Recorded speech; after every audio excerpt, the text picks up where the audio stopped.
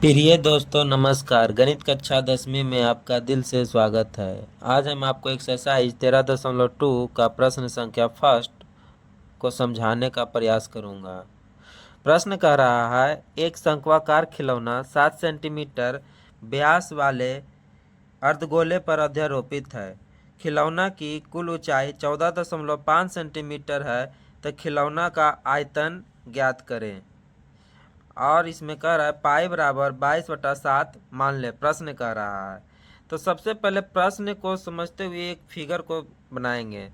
तो फिगर देखिए, हमारा कह रहा है ना, एक शंक्वाकार खिलौना 7 सेंटीमीटर व्यास वाले अर्धगोले पर अध्यारोपित है। देखिए इस तरह से मान लीजिए कि एक खिलौना है, शंक्वाकार खिलौना का आकृति है।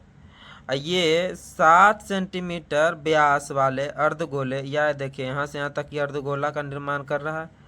ये अर्धगोला ये 7 सेंटीमीटर व्यास वाले अध्यारोपित है क्या, शंक्वाकार आकार का। और ये पूरा क्या है, खिलौना हमारा है। तो इस तरह का फिगर पहले तैयार कर लेंगे ना, तो हमको प्रश्न समझने में आसानी होगा।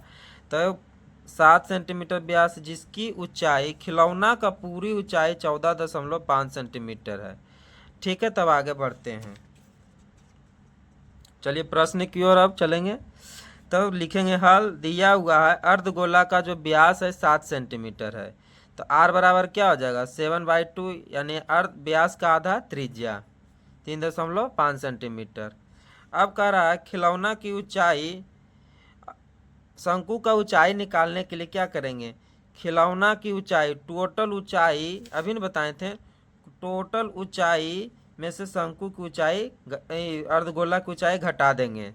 तो खिलौना की ऊंचाई माइनस अर्धगोला की ऊंचाई बराबर शंकु की ऊंचाई। समझें, देखिए ये जो पूरा खिलौना की ऊंचाई हो रहा है, ये अर्धगोला की ऊंचाई घटाएंगे ने, तो हमारा क्या हो जाएगा, ये शंकु की ऊंचाई निकल जाएगा। ठीक, तो लिखेंगे शंकु की ऊंचाई h बराबर पूरे खिलौना की ऊंचाई, पूरे खिलौना की ऊंचाई में से अर्धगोला की ऊंचाई। व्यास अर्धगोला में सेम रहेगा, चारों तरफ सेम रहता है, तो इसका ऊंचाई भी अर्धगोला का 3.5 होगा। आर बोलो या त्रिज्या बोलो, दोनों सेम रहेगा। तो 14.5 से 3.5 गया तो हमारा क्या आया, 11 सेंटीमीटर क्या आया, ये शंकु की ऊंचाई आया। यहाँ से यहाँ तक की शंकु की ऊंचाई आया। ठीक, आगे बढ़ते हैं। तो कह रहा है खिलौना का आयतन ज्ञात करें।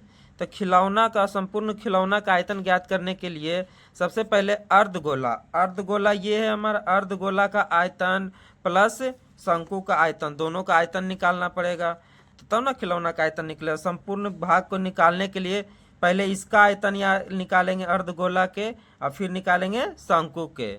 ठीक, तो आगे बढ़ते हैं। तो शंकु का आयतन बराबर होता है 1/3 पाई आर स्क्वायर एच। ये हमारा फॉर्मूला है। शंकु का आयतन क्या होता है 1/3 पाई आर स्क्वायर एच, प्लस अर्धगोला का आयतन होता है 2/3 पाई आर क्यू। ठीक, आगे बढ़ते हैं। 1/3 इंटू सबका मान पुट कर लें, 22/7 कहा था ना प्रश्न में मान पुट करने के लिए। आर बराबर मेरा कितना आया था 3.5, 3.5 आर स्क्वायर है तो 2 बार लिख दिए। 11 सेंटीमीटर मेरा शंकु का क्या आया था, ऊंचाई आया था, निकाले थे ना खिलौना की ऊंचाई माइनस शंकु की, अर्धगोला की ऊंचाई, तो 11 आया।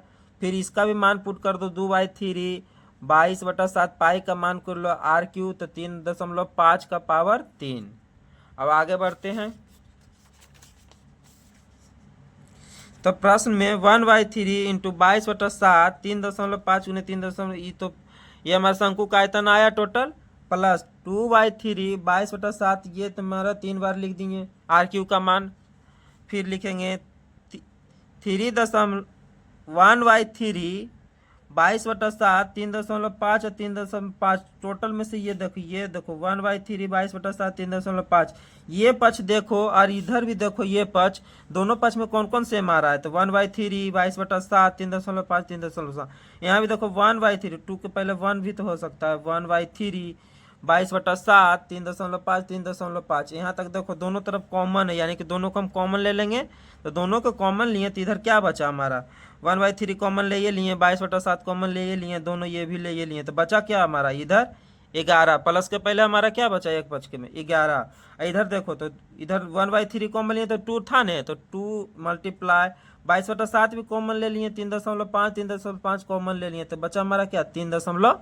5, ये गुण बचा तो इधर हो गया। तो अब कॉमन के अंदर गुणनखंड कर दो तो 11 और 3.5 से 2 बार मल्टीप्लाई करेगा ना तो 7 आएगा। तो 11 और 7 18, समझ में आया? 11 प्लस 3.5 दूनी 7, दोनों को जोड़ेगा ना तो 18 आएगा। ठीक, अब देखो दोनों को अब करो। अब कैलकुलेशन का गुणनखंड करते हैं तो 3 से काटो, पहले पॉइंट कटाएगा तो पॉइंट के बदले 1 और 0, जय अंक है तो 0, इधर भी 1 पॉइंट हटाएगा तो 1 अंक के बाद 0। ठीक है, ये तो पॉइंट हटाने के लिए बचपन में सीख चुके होंगे।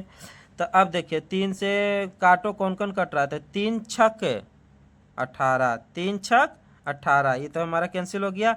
और 7 5 35, अब बचा ऊपर क्या क्या?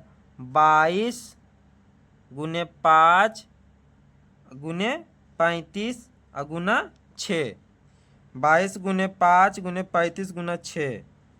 ठीक, अब देखो 22 पचे 2 होतल से, अच्छा 35 छक 210 बटा 10 दें के 100। ठीक, अब देखो टोटल का 11 110 गुने 210 मल्टीप्लाई करेगा तो ये 23100 आएगा बटा 100। दोनों को 0 से 0 कैंसिल हो जाएगा तो बचा कितना? 231 सेंटीमीटर क्यूब आंसर। ठीक है फ्रेंड, ओके।